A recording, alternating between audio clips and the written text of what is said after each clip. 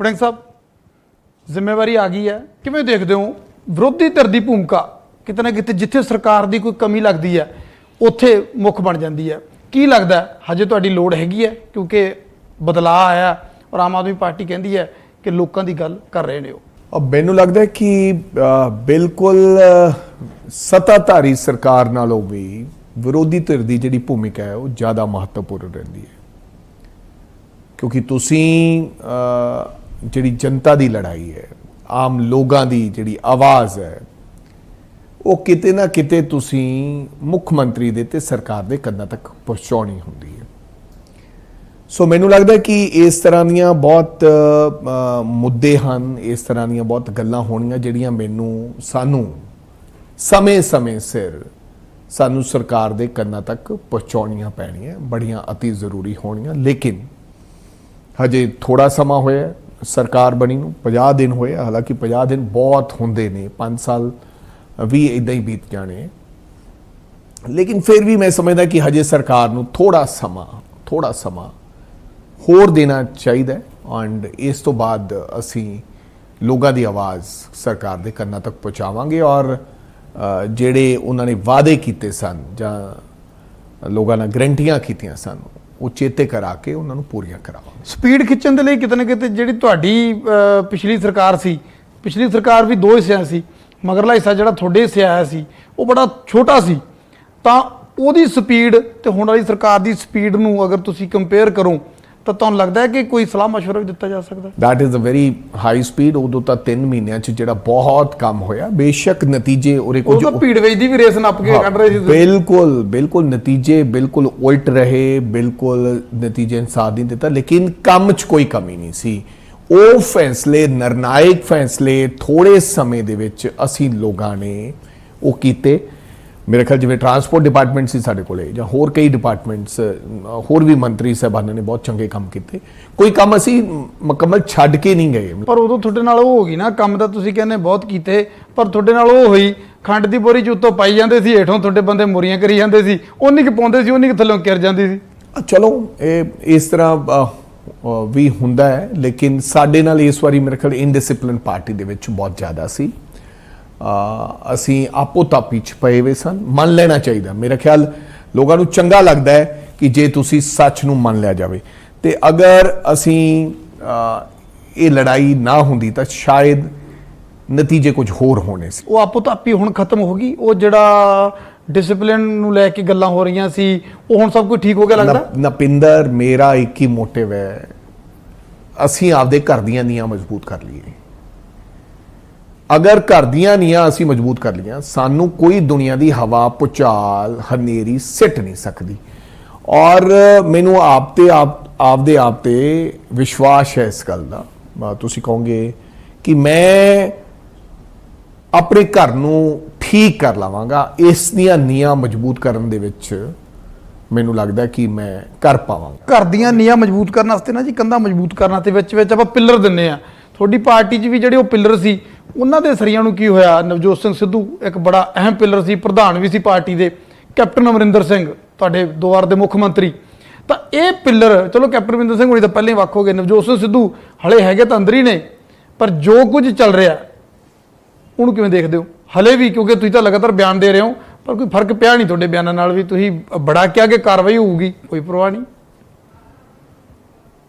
ये अंदरूनी मामला है नपिंदर, अंदरूनी तक काहदा रह गया? जितों तक अमरिंदर सिंह का सवाल है, पार्टी छड़ चुके ने, उन्होंने वार-वार उन्होंने गल्लां नूं दोहराउणा, मैं अमरिंदर सिंह बारे कोई टिप्पणी करा, सिद्धू साहब तो ऑलरेडी पार्टी छड़ चुके ने, उन्होंने आपकी पार्टी बना ली। सिद्धू साहब दी कर लेने आप।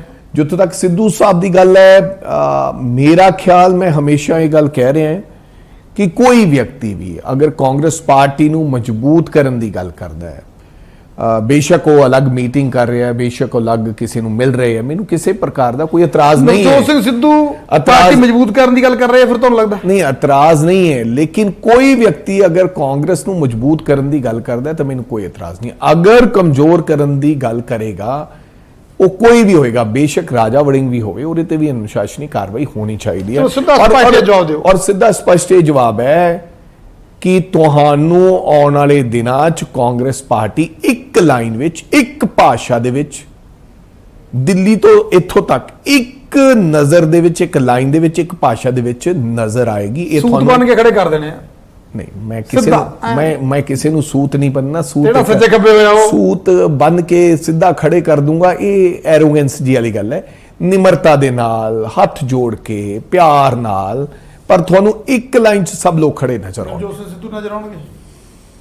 ਮੈਂ ਕਿਹਾ ਹਰ ਵਿਅਕਤੀ ਗੋਲਮੋਲ ਛੱਡੋ, ਸਿੱਧਾ ਹੋ ਤੁਸੀਂ। ਗੋਲਮੋਲ ਛੱਡੋ, ਸਿੱਧਾ ਸੁਣੋ। ਨਵਜੋਤ ਸਿੰਘ ਸਿੱਧੂ ਪਾਰਟੀ ਮਜ਼ਬੂਤ ਕਰ ਰਹੇ, ਤੁਹਾਨੂੰ ਲੱਗਦਾ ਹੈ ਕਿ ਤੋੜ ਰਹੇ? ਨਪਿੰਦਰ, ਜਾਂ ਤਾਂ ਸਿੱਧੇ ਲਾਈਨ 'ਚ ਖੜੇ ਹਰ ਵਿਅਕਤੀ, ਅਸੀਂ ਮੈਂ ਵੀ ਉਹਦੇ 'ਚ ਨਜ਼ਰ ਆਵਾਂਗੇ, ਤੇ ਨਹੀਂ ਫਿਰ ਉਸ ਲਾਈਨ ਤੋਂ ਬਾਹਰ ਹੋਵਾਂਗੇ, ਸਿੱਧਾ ਸਪਸ਼ਟ। ਨਵਜੋਤ ਸਿੰਘ ਸਿੱਧੂ ਸਿੱਧੇ ਲਾਈਨ 'ਚ ਆਉਣਗੇ ਕਿ ਨਹੀਂ ਆਉਣਗੇ? ਮੈਂ ਕਿਹਾ ਇਹ ਹੁਣ ਉਹ ਦੱਸਣਗੇ ਸਿੱਧੇ ਲਾਈਨ 'ਚ ਆਉਣਗੇ ਕਿ ਨਹੀਂ ਆਉਣਗੇ। ਚਿੱਠੀ ਬੜੀ ਤਿੱਖੀ ਲਿਖੀ ਹੈ। ਮੈਂ ਕਿਹਾ ਤੁਹਾਨੂੰ ਕੀ ਪਤਾ ਮੈਂ ਚਿੱਠੀ ਲਿਖੀ ਹੈ? ਇਹ ਮੀਡੀਆ ਵਾਲੇ ਹੋ ਸਕਦਾ ਚਿੱਠੀ ਲਿਖੀ ਹੋਵੇ, ਉਹ ਚਿੱਠੀ ਨਾ ਹੋਵੇ। ਤੁਹਾਡੀ ਚਿੱਠੀ ਦੇ ਬਦਲੇ ਚਿੱਠੀ ਕਿ ਭੇਜੀ ਗਈ ਹੈ ਨਾ, ਉਹ ਤਾਂ ਸਾਰੀ ਜਗਜਾਰ ਹੋ ਗਈ ਹੈ। ਤੇ ਉਹਦੇ 'ਚ ਸਾਫ਼ ਲਿਖਿਆ ਵੀ ਰਾਜਾ ਵੜਿੰਗ ਹੋਰਾਂ ਨੇ, ਕਾਂਗਰਸ ਦੇ ਪੰਜਾਬ ਪ੍ਰਧਾਨ ਨੇ ਮੈਨੂੰ ਕਿਹਾ। ਦੇਖੋ, ਕਾਂਗਰਸ ਪਾਰਟੀ ਦੀ ਜਿਹੜੀ ਚਿੱਠੀ ਹੈ, ਜਿਹੜੀ ਤੁਹਾਡੇ ਕੋਲੇ ਘੁੰਮ ਰਹੀ ਹੈ, ਹੋ ਸਕਦਾ ਚਿੱਠੀ ਲਿਖੀ ਹੋਵੇ, ਹੋ ਸਕਦਾ ਜਿਹੜੀ ਤੁਹਾਡੇ ਕੋਲ ਚਿੱਠੀ ਤੁਰੀ ਫਿਰਦੀ ਉਹ ਚਿੱਠੀ ਉਹ ਨਾ ਹੋਵੇ, ਕੋਈ ਹੋਰ ਚਿੱਠੀ ਹੋਵੇ, ਹੋ ਸਕਦਾ ਚਿੱਠੀ ਹੋਵੇ ਹੀ ਨਾ।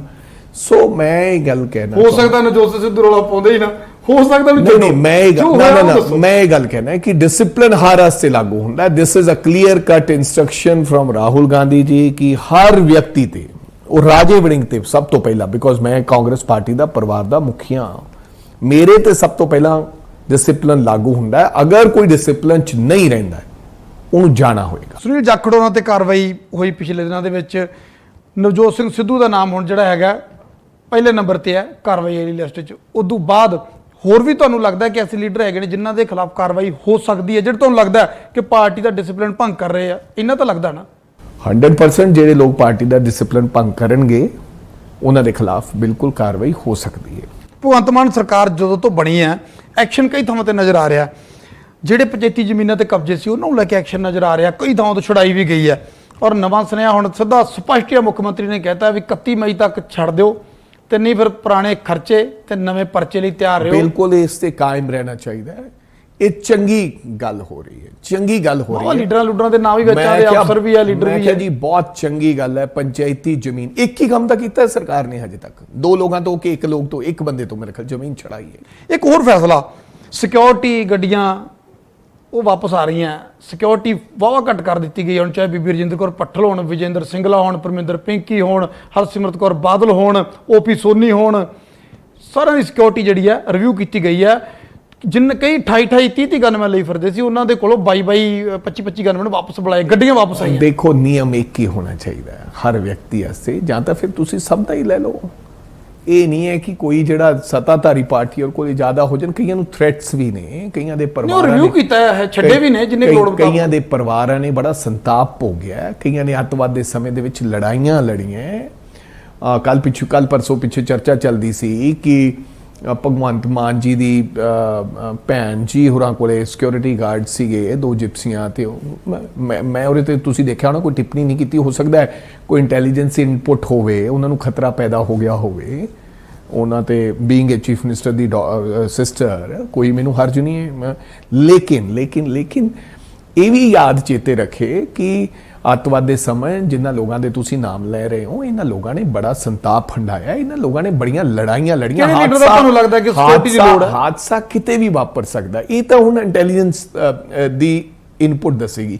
ਆਉਣ ਵਾਲੇ ਦਿਨਾਂ ਦੇ ਵਿੱਚ ਤੁਹਾਡੇ ਵਾਲੇ ਪਾਸੇ ਨੂੰ ਵੀ ਤੋਪਣਾ ਹੋ ਜੇ, ਤੇ ਤੁਹਾਡੇ ਸਾਬਕਾ ਪ੍ਰਧਾਨ ਨਵਜੋਤ ਸਿੰਘ ਸਿੱਧੂ ਵੀ ਵਾਹਵਾ ਗੱਡੀਆਂ ਤੇ ਗਨਮੈਨ ਲੈ ਕੇ ਨਜ਼ਰ ਆਉਂਦੇ ਆ। ਅਜੇ ਤਾਂ ਲੋੜ ਹੋਣੀ ਹੈ ਜੀ, ਸਿਕਿਉਰਿਟੀ ਉਹਨਾਂ ਨੂੰ ਨਜ਼ਰ ਆਉਂਦੇ ਹੈ, ਲੋੜ ਹੋਣੀ ਹੈ। ਹੋ ਸਕਦਾ ਸਿਕਿਉਰਿਟੀ ਦੀ ਉਹਨਾਂ ਨੂੰ, ਹੋ ਸਕਦਾ ਕੋਈ ਥ੍ਰੈਟ ਹੋਵੇ। ਸਰਕਾਰ ਗਈ ਨੂੰ ਤੁਹਾਡੀ ਨੂੰ ਬੜਾ ਚਿਰ ਨਹੀਂ ਹੋਇਆ, ਤੇ ਤੁਹਾਡੇ ਕੋਲੇ ਵੀ ਇਨਪੁਟਸ ਤਾਂ ਹੋਣਗੀਆਂ ਕਿ ਨਵਜੋਤ ਸਿੱਧੂ ਕੋਲੇ ਪਹਿਲਾਂ ਵੀ ਚਾਹੇ ਕੈਪਟਨ ਅਮਰਿੰਦਰ ਸਿੰਘ ਦੇ ਸਾਹਮਣੇ ਡਟੇ ਸੀ, ਭਲਾ ਦੀ ਚਰਨਜੀਤ ਸਿੰਘ ਚੰਨੀ ਹੋਰਾਂ ਨਾਲ ਵੀ ਨਹੀਂ ਬਣੀ, ਫਿਰ ਵੀ ਉਹਨਾਂ ਦਾ ਤਾਮਝਾਮ ਉਹੀ ਨਜ਼ਰ ਆਉਂਦਾ ਰਿਹਾ। ਇਸ ਬਾਰੇ ਤਾਂ ਜੀ ਮੈਂ ਕੀ ਤੁਹਾਨੂੰ ਕਹਿ ਸਕਦਾ ਵੀ ਤਾਮਝਾਮ ਕਿਉਂ ਨਜ਼ਰ ਇਹ ਆਉਂਦਾ ਰਿਹਾ, ਲੇਕਿਨ ਹਾਂ ਸਿਕਿਉਰਿਟੀ ਉਹਨਾਂ ਕੋਲੇ ਉਹਨਾਂ ਦੀ ਬਰਕਰਾਰ ਹੈਗੀ ਹੈ। ਕੀ ਲੱਗਦਾ ਉਹਨਾਂ ਦੀ ਵੀ ਰਿਵਿਊ ਹੋਣੀ ਚਾਹੀਦੀ ਹੈ? ਮੈਂ ਇਹਦੇ ਤੇ ਕੋਈ ਟਿੱਪਣੀ ਨਹੀਂ ਕਰਨਾ ਚਾਹੁੰਦਾ। ਸਰਕਾਰ ਨੇ ਦੇਖਣਾ ਕਿ ਇਹਦੀ ਰਿਵਿਊ ਹੋਣੀ ਹੈ ਜਾਂ ਨਹੀਂ ਹੋਣੀ। ਸਾਬਕਾ ਪ੍ਰਧਾਨ ਦੀ ਅਜੇ ਵੀ ਲਿਹਾਜ਼ ਰੱਖਦੇ ਹੋ? ਨਹੀਂ, ਮੈਂ ਲਿਹਾਜ਼ ਨਹੀਂ ਰੱਖਦਾ ਯਾਰ, ਮੈਨੂੰ ਇਸ ਗੱਲ ਨਾਲ ਕੋਈ ਮਤਲਬ ਨਹੀਂ ਹੈ, ਮੇਰਾ ਕੰਮ ਨਹੀਂ ਹੈ। ਪ੍ਰਧਾਨ ਸਾਹਿਬ ਘੱਟ ਲਿਹਾਜ਼ ਰੱਖਦੇ ਤੁਹਾਡੇ ਨਾਲ? ਕਿਹਦੀ ਸਿਕਿਉਰਿਟੀ ਰਿਵਿਊ ਹੋਣੀ ਚਾਹੀਦੀ ਹੈ, ਕਿਹਦੀ ਨਹੀਂ ਹੋਣੀ ਚਾਹੀਦੀ, ਇਹ ਮੇਰਾ ਕੰਮ ਨਹੀਂ ਹੈ ਇਹਨੂੰ ਪਹਿਲਾਂ। ਵੜਿੰਗ ਸਾਹਿਬ ਤੁਸੀਂ ਵੈਸੇ ਜਦੋਂ ਪ੍ਰਧਾਨ ਬਣੇ ਸੀਗੇ ਤੁਸੀਂ ਉਹਨਾਂ ਦੇ ਸਾਰਥੀ ਨਜ਼ਰ ਆਉਂਦੇ ਸੀ, ਉਹਨਾਂ ਦੀ ਗੱਡੀ ਤੁਸੀਂ ਅਕਸਰ ਚਲਾਉਂਦੇ ਨਜ਼ਰ ਆਉਂਦੇ ਸੀ, ਬੜੇ ਜੋਸ਼ 'ਚ ਹੁੰਦੇ ਸੀ ਤੁਸੀਂ। ਜਿੱਦਾਂ ਦੇ ਤੁਸੀਂ ਬਣੇ ਕੀ ਗੱਲ ਹੈ, ਸਾਬਕਾ ਪ੍ਰਧਾਨ ਸਾਹਿਬ ਦਾ ਜੋਸ਼ ਨਹੀਂ ਨਜ਼ਰ ਆਇਆ। ਇਹ ਤਾਂ ਪ੍ਰਧਾਨ ਜੀ ਨੂੰ ਹੀ ਪੁੱਛਿਆ ਜਾ ਸਕਦਾ ਹੈ ਉਹਨਾਂ ਨੂੰ। ਮੈਂ ਤਾਂ ਚੱਪਲਾਂ 'ਚ ਹੀ ਉਹਨਾਂ ਕੋਲੇ ਚਲਾ ਗਿਆ। ਮੈਨੂੰ ਤਾਂ ਚਾਹ ਚੜਦਾ ਮੇਰੇ ਤੋਂ ਬਾਅਦ ਜਿਹੜਾ ਪ੍ਰਧਾਨ ਬਣੇਗਾ ਮੈਂ ਉਹਦੇ ਨਾਲ ਵੀ ਇਦਾਂ ਹੀ ਕਰਾਂ। ਲਾਂਭਾ ਦਿੱਤਾ ਕਿ ਨਹੀਂ ਵੀ ਇੱਕ ਵਿਸ਼ਾਲ ਹਿਰਦੇ ਰੱਖਣਾ ਚਾਹੀਦਾ, ਵੱਡਾ ਦਿਲ ਹੋਣਾ ਚਾਹੀਦਾ। ਤੁਸੀਂ ਵੈ ਲਾਂਭਾ ਦਿੱਤਾ ਸਿੱਧੂ ਸਾਹਿਬ ਨੂੰ ਕਿ ਮੈਂ ਟੈਲੀਫੋਨ ਤੇ ਇੱਕ ਦਿਨ ਕਿਹਾ ਸੀ, ਮੈਂ ਕਿਹਾ ਮੈਂ ਤਾਂ ਚੱਪਲਾਂ 'ਚ ਹੀ ਆ ਗਿਆ ਸੀ ਤੁਹਾਡੇ ਕੋਲੇ। ਫਿਰ ਕੀ ਕਹਿੰਦੇ? ਨਹੀਂ ਕੋਈ ਇਸ ਤਰ੍ਹਾਂ ਗਿਲਾ ਨਹੀਂ ਹੈ, ਉਹਨਾਂ ਨੇ ਕੋਈ ਮੈਨੂੰ ਇਹ ਨਹੀਂ ਕਿਹਾ ਕੋਈ ਮਾੜਾ ਜਾਂ ਗਿਲਾ। ਸ਼ੇਰ ਮਾਰਿਆ ਹੋਣਾ ਕੋਈ, ਦੱਸ ਦਿਓ। ਨਹੀਂ ਇਸ ਤਰ੍ਹਾਂ ਦੀ ਕੋਈ ਗੱਲ ਨਹੀਂ ਕਹੀ, ਬਟ ਮੈਨੂੰ ਤਾਂ ਚਾਹ ਚੜਦਾ ਜੀ। ਕਾਂਗਰਸ ਪਾਰਟੀ ਦਾ ਇਹ ਕੁਰਸੀ ਰਾਜਾ ਵੜਿੰਗ ਦੀ ਸਥਿਰ ਨਹੀਂ ਹੈ, ਇਹ ਪੱਕੀ ਕੋਈ ਮੇਰੀ ਕੁਰਸੀ ਬੈ ਨਹੀਂ ਕਰਾਈ ਹੈ। ਕੱਲ ਨੂੰ ਕਿਸੇ ਦਾ ਹੋਰ ਸਮਾਂ ਵੀ ਇਹਦੇ ਤੇ ਆ ਸਕਦਾ। ਉਹ ਕੋਈ ਗੁੱਸਾ ਖਾ ਜਾਂਦੇ। ਮੈਂ ਆਲ ਇੰਡੀਆ ਪ੍ਰੈਜ਼ੀਡੈਂਟ ਰਹਿ ਗਿਆ, ਹਰ ਵਿਅਕਤੀ ਨੇ ਇੱਕ ਨਾ ਇੱਕ ਦਿਨ ਐਕਸ ਹੋਣਾ ਹੈ। ਇਹ ਗੱਲ ਆਪਦੇ ਮਨ 'ਚ ਧਾਰ ਲੈਣੀ ਚਾਹੀਦੀ ਹੈ। ਮੈਨੂੰ ਨਹੀਂ ਪਤਾ। ਭਗਵੰਤ ਮਾਨ ਉਹਨਾਂ ਦੀ ਵਧੀਆ ਠੀਕ ਠਾਕ ਤਾਰੀਫ ਕੀਤੀ। ਉਹਨਾਂ ਨੇ ਕਹਿੰਦੇ ਕਿ ਭਗਵੰਤ ਮਾਨ ਜਿਵੇਂ ਪਹਿਲਾਂ ਸੀ ਉਹੋ ਜਿਹੇ ਨਜ਼ਰ ਆ ਰਹੇ ਆ। ਚੰਗੀ ਗੱਲ ਹੈ, ਹੋ ਸਕਦਾ ਇਦਾਂ ਦੇ ਹੋਣ ਭਗਵੰਤ ਮਾਨ। ਤੁਸੀਂ ਮਿਲ ਕੇ ਆਏ ਸੀਗੇ, ਤੁਹਾਨੂੰ ਕੀ ਲੱਗਿਆ ਉਹੋ ਜਿਹੇ ਹੀ ਹੈ? ਹਾਂ, ਮੈਨੂੰ ਵੀ ਕੋਈ ਫਰਕ ਨਹੀਂ ਲੱਗਿਆ।